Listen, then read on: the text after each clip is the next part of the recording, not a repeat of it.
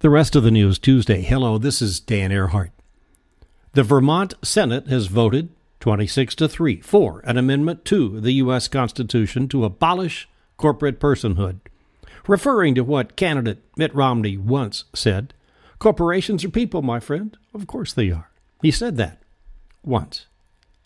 The U.S. Senate will not consider the Buffett rule. 60 votes to stop a Republican filibuster could not be achieved yesterday to allow a vote on a minimum tax for millionaires.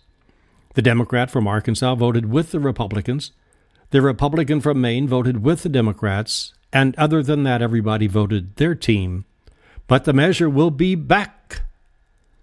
Spain is enduring austere cuts in health services and education. Yet the king spent at least $50,000 last week hunting elephants in Botswana, making him not so popular with either Spaniards or elephants. But the world's largest land animals got their sweet revenge. King Juan Carlos' trip would have been a secret had he not tripped, fractured his hip, required an immediate flight back to Madrid for a total hip replacement, of course, at taxpayer expense. The Democratic Party of Colorado has officially endorsed Amendment 64 on the November ballot to regulate marijuana like alcohol, saying it's now a mainstream issue and they're confident of making history. This week, 9,000 people involved with spaceflight flew into Colorado Springs for a big conference at the Broadmoor. It's the 28th National Space Symposium, said to be the most diverse program ever this year as the global space community grows. Neil deGrasse Tyson kicks it off today. He's director of the planetarium in New York City. Maybe Elon Musk will attend. He was on The Daily Show last week when Jon Stewart pointed out that the 4 entities that have sent a payload to space and retrieved that payload are the U.S., Russia, China, and Mr. Musk's company, SpaceX. The test flight launch of their Dragon space capsule to the International Space Station is on track for Monday, week after next, April 30th, to be the first visit ever to the ISS by a commercial spacecraft. Today is the day in 1970 that Apollo 13 returned to Earth safely after almost not. Nearly to the moon, oxygen tank blew up, beginning the ordeal that started with, "Houston, we've had a problem here."